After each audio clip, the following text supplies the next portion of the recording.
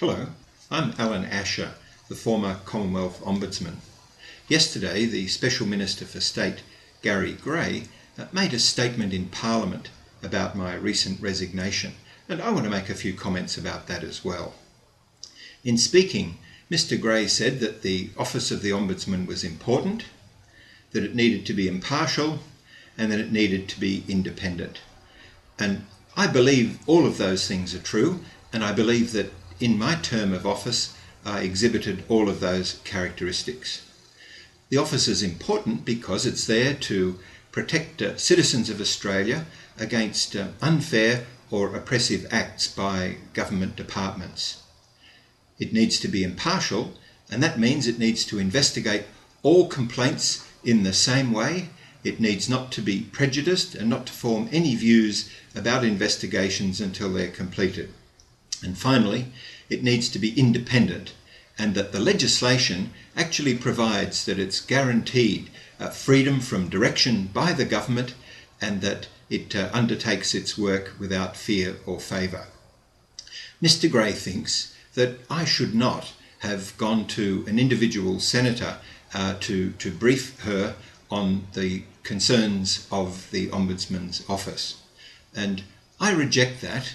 In fact, in the 14 months or so that I was in office, I went to see around 30 members from the government, opposition and independents, and nobody ever complained about me visiting Labor, Liberal or Independent senators or members of Parliament, and they shouldn't complain about me visiting a member of the Greens. It's true that I provided to Senator Hanson-Young some draft questions to ask in the Senate Budget Estimates Committee, and I've agreed that this was an error in judgment for which I've apologised. But that's not the same thing as speaking with independent or party members of the Parliament. In fact, the biggest threat I see to the independence of the Office of the Ombudsman is in relation to its budget. That while independent in a statutory sense, the office is still tied very, very closely to the budget processes of the government, and that sadly the office does face something of a budget crisis. There's even a risk of loss of staff. Most importantly, in the very important areas of immigration, in the last year alone there's been a 34% increase in the number of complaints to the Office of the Ombudsman from people in immigration detention. But in addition to that, the office has a statutory role of reviewing the circumstances of immigration detainees who've been in for more than 2 years. But apart from that statutory duty, there's also an agreement with the government to review the circumstances of those in immigration detention for 6, 12 and 18 months. And at present, there are some 3,000 people in that category, a huge backlog of matters for the Ombudsman's office to look at, an impossible backlog in fact. Remember that within that group there are people with potential mental illness. There are those who have had lots of difficulties in establishing their identity or being able to have their claims processed in a fair and open way. And it's a vital task for the Ombudsman to represent and assist individuals where administrative errors have been made. In addition to immigration, there's important work in Indigenous communities. There's the problems of many taxpayers, Australia Post customers, and those living in territories. In each of these areas, there's been a huge growth in the workload in the last year, and in the last budget, there wasn't one extra cent in resources provided to the Office of the Ombudsman. It's true that there was an allocation of $400,000 to assist with immigration, but that money was just taken off elsewhere in the Ombudsman's budget.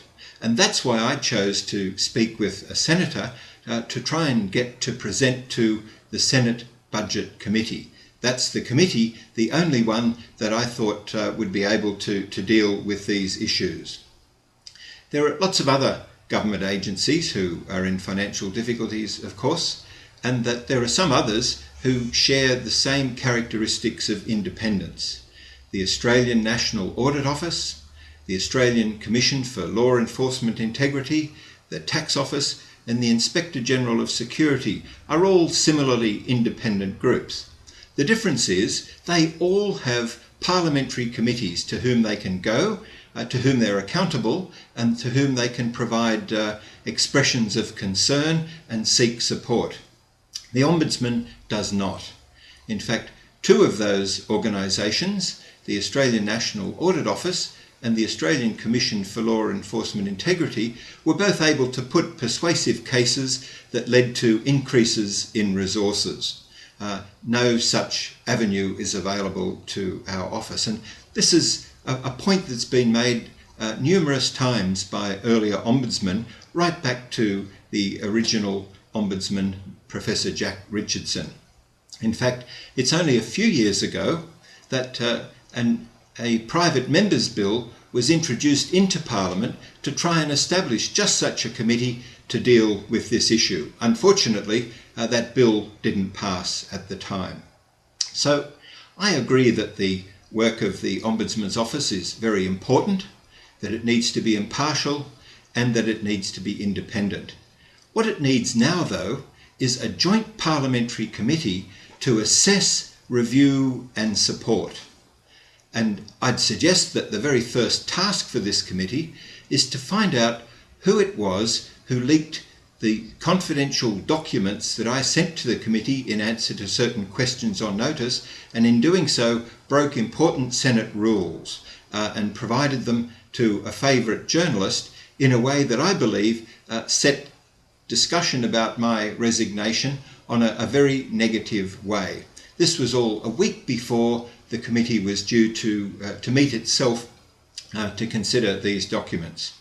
And I've made this video so that something positive might come from my resignation, and so that anyone with an interest can know the facts that were omitted from yesterday's statement in Parliament. As always, I welcome constructive comments and questions on what I've said. Thank you.